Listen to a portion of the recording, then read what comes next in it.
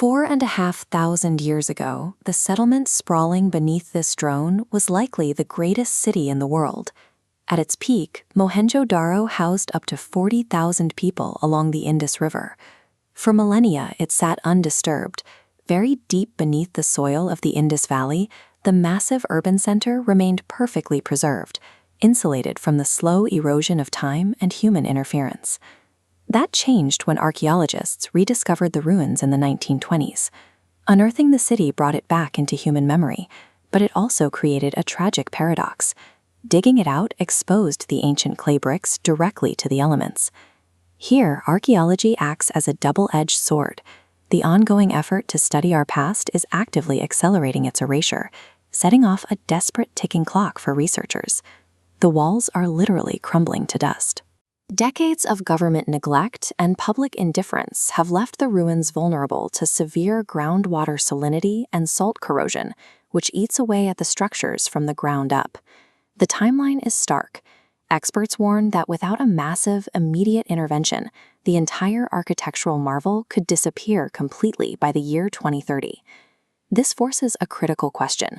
What secrets of early human civilization must we extract from these walls before they return to the earth forever? Mohenjo-Daro is a rapidly closing window into how humanity first learned to live together at scale. Go back to 2600 BCE. To protect the city from the dangerous, catastrophic floods of the Indus River, the Harappan people engineered massive, elevated mud brick platforms to serve as the city's base. The logistical foresight is staggering. It took an estimated 4 million person-days of labor to build these foundational platforms before a single residential wall was constructed. Looking at this topographical site plan, you can see their macro-level approach to urban design. The streets intersect at right angles, creating a highly rigid, pre-planned geometric grid. The plan also highlights a functional division of space. They separated the elevated public buildings, the citadel on the left, from the sprawling residential zones of the lower town on the right. The exactness of the layout proves the entire metropolis was master-planned. This was an intentional blueprint mapped out from the very beginning. This diagram shows the exact 4:2:1 geometric ratio of their fired bricks. This uniform building code was strictly enforced across all Harappan settlements to ensure maximum structural integrity.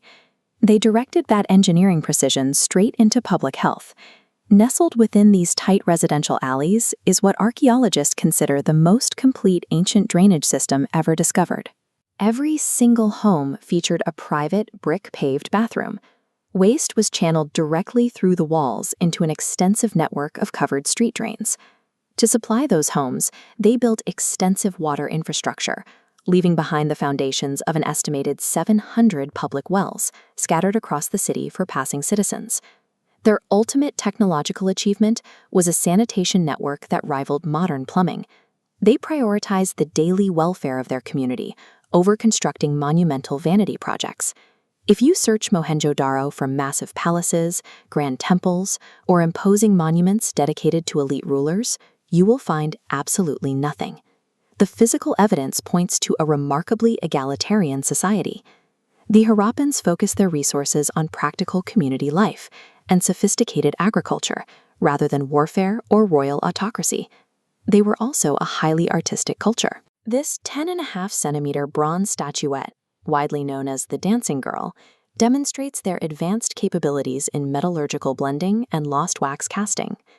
When British archaeologist Mortimer Wheeler studied the figure, he saw a human reflection of the city itself, describing a girl who was perfectly confident of herself and the world.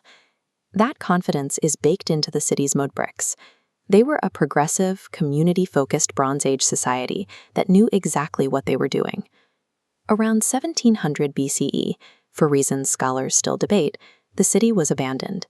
The Great Bath and the residential blocks fell completely quiet. Today, the contrast is bitter. The Harappans spent millions of labor hours building these 300 hectares.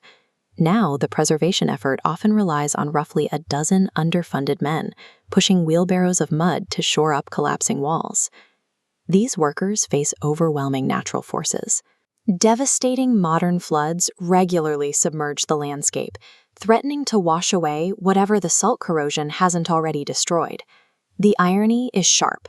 Humanity currently lacks the political and financial will to preserve the exact structures that Bronze Age engineers built to last for eternity. Mohenjo-Daro stands as physical proof that early human civilization was capable of sophisticated, community-first urban planning. Their geometric grid, their standardized construction, and their obsession with public health challenge the assumptions we make about the technological limits of ancient societies. If we let this site fade, we permanently lose a crucial, irretrievable chapter of our shared human story. Our ability to learn from the perfect confidence of the Harappans depends entirely on whether we choose to save their home from the dust.